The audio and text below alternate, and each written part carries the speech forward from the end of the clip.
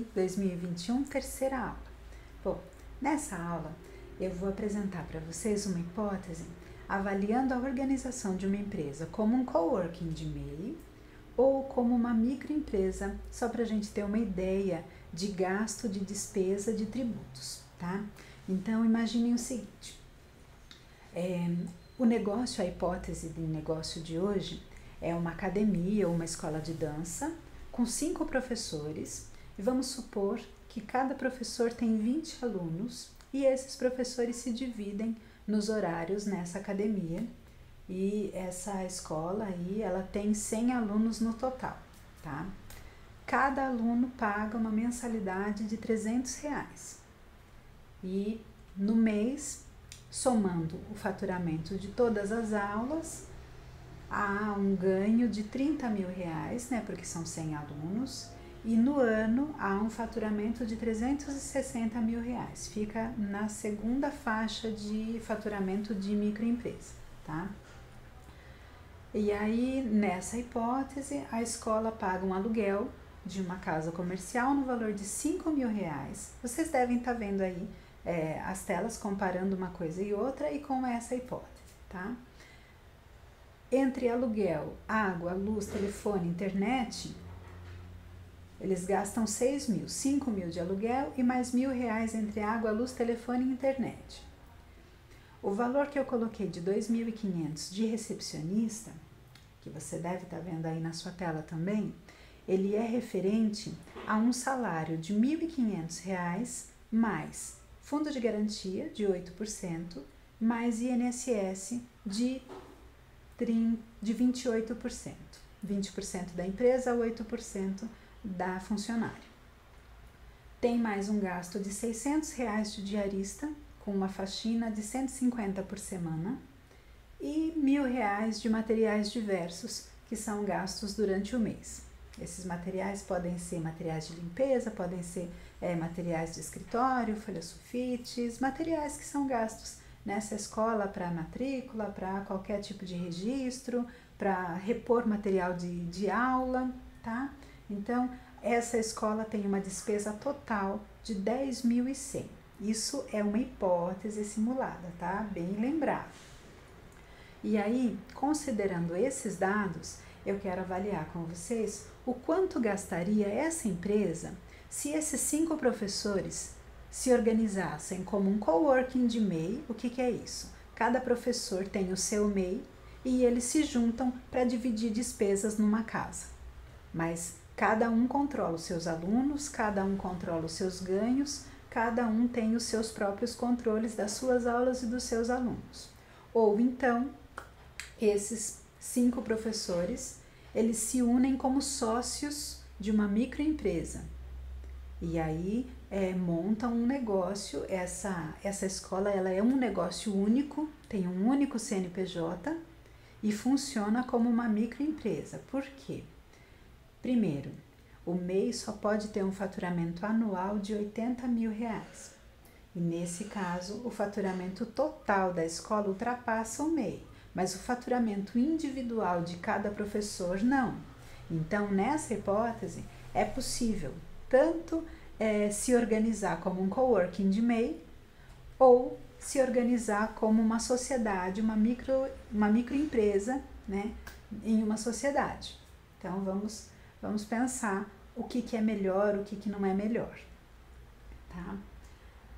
Como um coworking de MEI, cada professor vai receber dos seus alunos, 20 alunos pagando R$300 por mês, cada professor vai receber o valor de R$6 mil por mês, bruto. Com a despesa do lugar de R$10 mil mensais, dividida em 5, cada professor vai ter uma despesa compartilhada para manter o lugar no valor de 2020, só para manutenção do lugar, aluguel e manutenção do lugar e de uma recepcionista. E aí cada MEI tem o seu imposto de MEI, né, a sua guia DAS para pagar, R$ 58,25. E vamos supor que esses professores eles recolhem o seu INSS direitinho, lá os 20% sobre o faturamento bruto. Então, eles recolhem R$ 1.200 de INSS por mês, todo mês. que dá quase o teto do INSS, tá? Então, se fosse organizada como um coworking de MEI, essa empresa, cada professor teria um faturamento bruto de 6.000, teria uma despesa individualizada bruta de 3.278,25 e teria um lucro, que é o que interessa, mensal, de 2.721 por mês. Então, guardem, 2.721 se houver uma organização de 5 professores, todos MEI, trabalhando em coworking, só para dividir despesas de um lugar. Quais que são as implicações de um negócio como esse? Como não é uma sociedade, essas pessoas, elas têm que ter, assim, elas têm que se identificar umas com as outras, elas têm que se dar bem, porque elas vão dividir um espaço, vão compartilhar despesas, vão compartilhar o cuidado com o espaço, sem ter um contrato societário que defina exatamente o que cada um pode fazer. Tá? Pode haver combinados, mas não é um contrato de constituição de uma empresa. Então, é um pouco mais flexível, certo? Quando se fala em coworking, a gente pensa imediatamente que são pessoas que têm afinidades, que querem compartilhar os mesmos espaços sem formalidades, tá? Agora vamos por outro lado. Se essa empresa se organizar como empresa e esses 5 professores resolvem ser sócios e criar uma empresa pequena, né, uma microempresa que vai faturar aí no máximo 360 mil por ano, tá? Essa empresa vai ter uma alíquota para pagar de imposto pelo Simples de 11% e vai ter um valor a deduzir anual de 9.360. Então, os impostos eles aumentam ligeiramente. Vamos lá. Essa empresa teria 10.100 de despesa, teria 2.500 mensais para pagar de Simples, tá? Que são todos os impostos inclusos no Simples. Esses professores eles fariam o mesmo recolhimento de INSS de 1.200 para cada um, daria 6.000 no total. Então, enquanto empresa, esse negócio gastaria por mês, entre despesas, impostos e INSS, 18.600. O faturamento total é de 30 mil, tira 18.600 de despesa por mês. O lucro líquido, né, o valor que sobra, é de 11.400, dividido em 5, dá 2.280 por mês. Daí a diferença, quase R$500 mais ou menos, tá? Então, se esses 5 professores resolverem se organizar como uma empresa, uma sociedade, mesmo que essa sociedade seja pequenininha e tenha um faturamento de 360 mil por ano, que é uma empresa super pequena, é uma micro mesmo, eles ainda vão ganhar menos do que se eles se organizarem como MEI e pagarem só os impostos super reduzidos de MEI, além das outras despesas, tá? As despesas com casa, com manutenção, com o INSS são iguais, mas as despesas entre o Simples, né, o imposto do Simples ou o imposto do MEI são bem diferentes. É uma diferença de mais de quase R$2.500 por mês. E daí dá, dividindo em 5, R$500 a menos para cada um, tá? Então, comparando nessa hipótese, a melhor solução para esse caso seria, guardadas as devidas proporções, se organizar num coworking de MEI, se as pessoas tivessem essa afinidade e esse ânimo de trabalhar num coworking. Agora, se a gente incluir aqui nessa ME, ao invés de 5 sócios, 2 sócios ou um dono e 4 professores, aí esse custo aumenta ainda mais, porque aí a gente tem salário, fundo de garantia,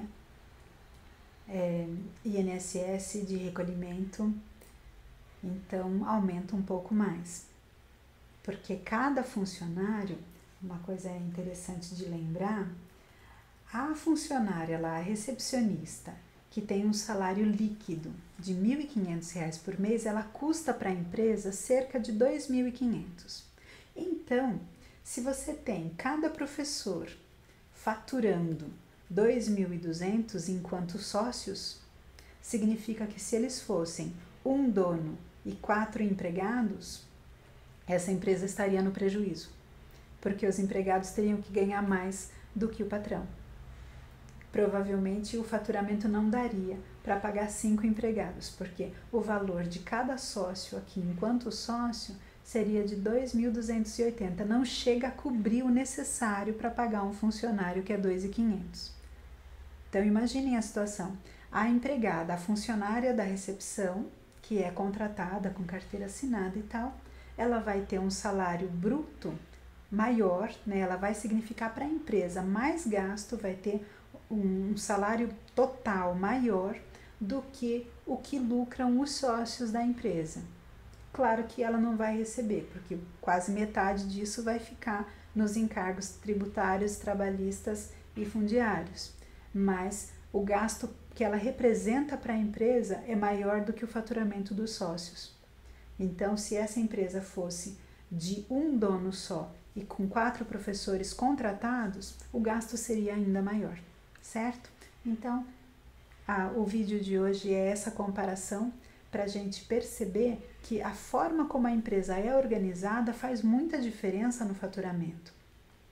E pensando na natureza e nas peculiaridades de cada negócio, é possível escolher a melhor forma de organização dentre as possíveis pelo ordenamento brasileiro. Então, se tiverem dúvidas, coloquem aí nos comentários que eu faço mais vídeos respondendo as dúvidas. E não se esqueçam de se inscrever no canal e ativar o sininho para receber os próximos vídeos. Certo? Até o próximo!